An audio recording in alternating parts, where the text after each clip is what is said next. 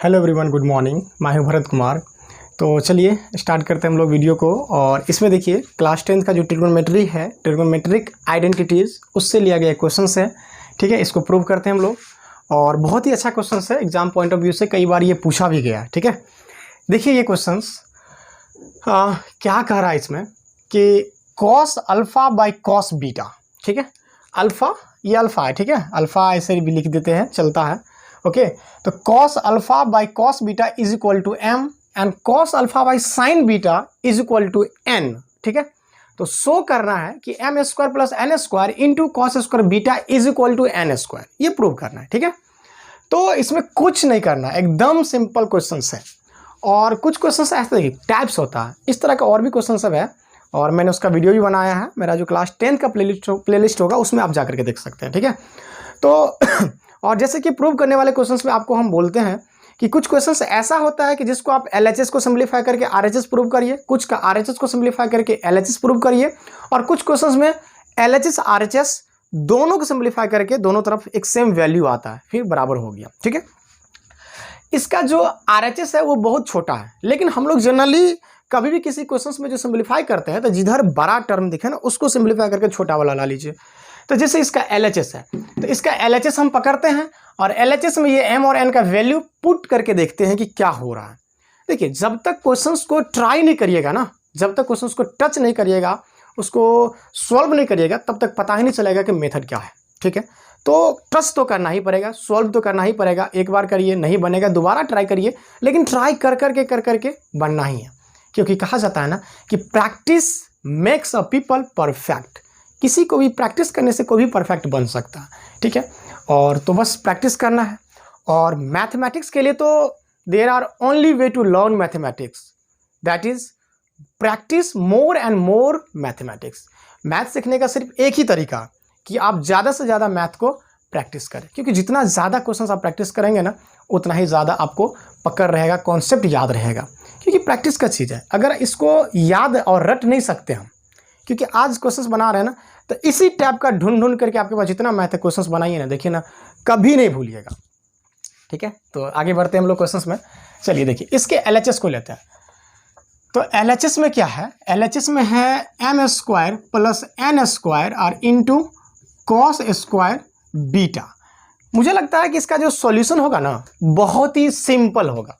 ठीक है, बहुत ही सिंपल। देखिए m स्क्वायर, तो m का वैल्यू डाल देंगे हम क्या, तो कॉस स्क्वायर अल्फा अब बाई कॉस स्क्वायर बीटा। कोई समस्या नहीं, m स्क्वायर है तो दोनों में स्क्वायर लग जाएगा, होगा ना।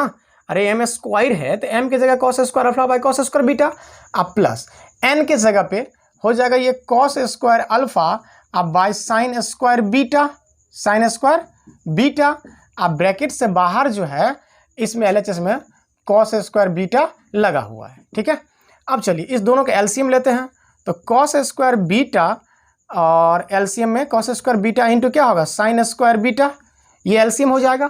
कॉस स्क्वायर बीटा से कॉस स्क्वायर बीटा कैंसिल हो गया, तो cos square alpha into sine square beta होगा ना, ये cos square alpha into sine square beta, ये एकदम ही है। ये सब चीज़ तो बहुत ही आसान चीज़ है।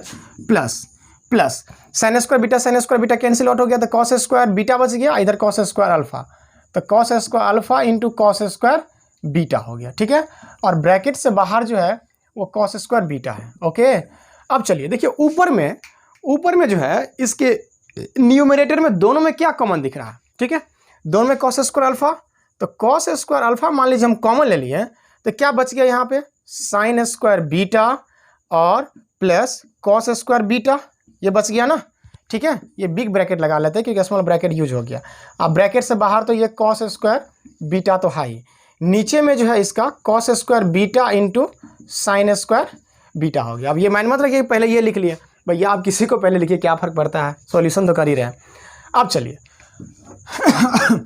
अब जो है यहाँ देखिए ये आइडेंटिटी है, ये square relation, sine square theta plus cos square theta बराबर 1 होता है ना, तो sign square beta plus cos square beta बराबर 1 हो जाएगा।